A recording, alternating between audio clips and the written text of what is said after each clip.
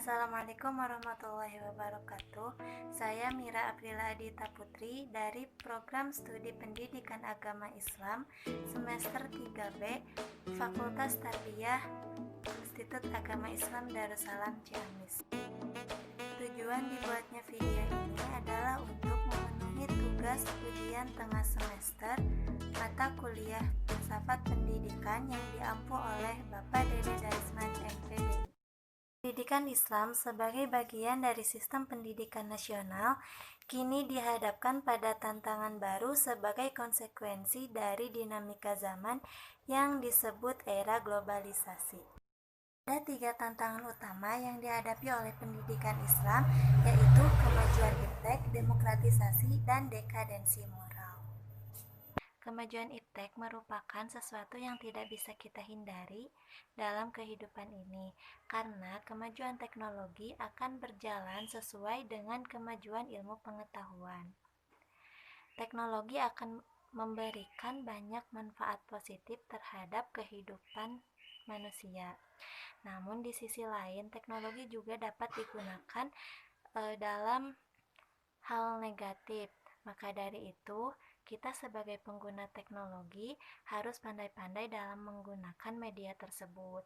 Kemudian, kita sebagai orang tua juga calon pendidik harus senantiasa mengarahkan anak untuk menggunakan teknologi sebaik mungkin.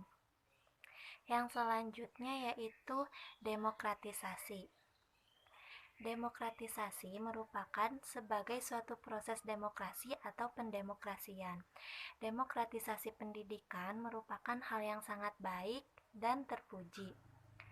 Hal itu karena pendidikan merupakan bagian paling penting dalam membangun kehidupan. Kemudian, demokrasi pendidikan merupakan pemberian kesempatan kepada setiap individu atau warga negara untuk memperoleh pendidikan yang layak. Yang ketiga yaitu dekadensi moral. Nah, dekadensi moral merupakan suatu keadaan di mana telah terjadi kemerosotan moral yang bermakna bahwa individu maupun kelompok telah tidak mentaati aturan yang berlaku di masyarakat maupun aturan yang berlaku di dalam pendidikan. Dalam menghadapi 3 tantangan di era globalisasi ini, maka pendidikan Islam mempunyai 7 karakter untuk menghadapi tantangan globalisasi tersebut. Yang pertama yaitu penguasaan ilmu pengetahuan. Jadi, kita sebagai manusia harus menguasai ilmu pengetahuan, karena ajaran Islam mengajarkan bahwa mencari ilmu itu wajib hukumnya, maupun itu ilmu tentang ajaran agama ataupun ilmu pengetahuan seperti ilmu pengetahuan teknologi seperti itu. Yang kedua yaitu pengembangan ilmu pengetahuan. Nah, setelah kita menguasai ilmu pengetahuan tersebut, maka kita harus mengembangkan atau mengamalkan ilmu pengetahuan tersebut. Yang ketiga, penekanan pada nilai-nilai akhlak dalam penguasaan dan pengembangan ilmu pengetahuan.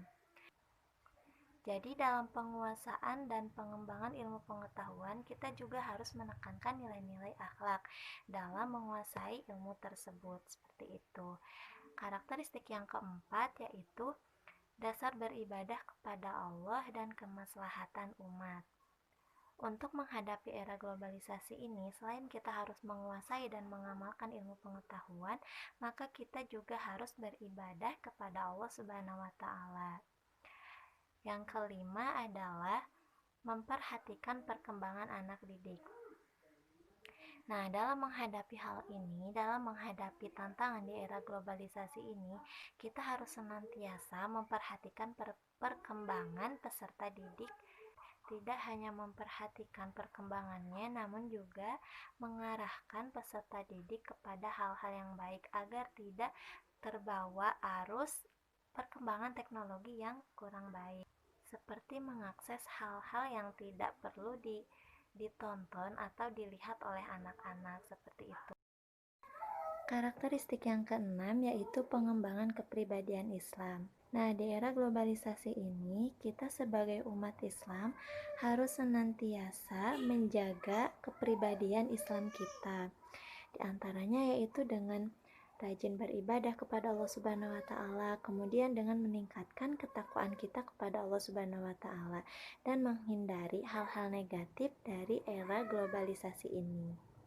Kemudian karakteristik yang ketujuh atau yang terakhir adalah penekanan pada amal soleh dan tanggung jawab sosial.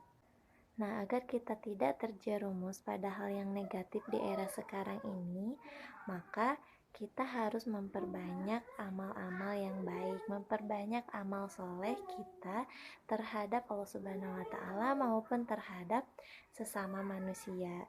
Dan kita juga harus bertanggung jawab terhadap kehidupan kita, maupun itu kehidupan di sekolah, kehidupan di keluarga, ataupun kehidupan di masyarakat. Tentunya kita harus selalu berperilaku baik kepada sesama manusia, seperti itu. Itulah 7 karakteristik pendidikan Islam dalam menghadapi era globalisasi ini.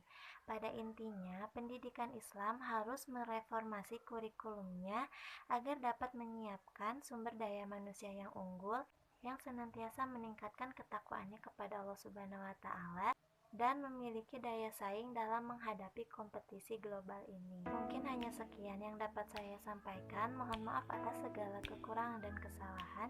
Hasbunallah wa ni'mal wakil. Wassalamualaikum warahmatullahi wabarakatuh.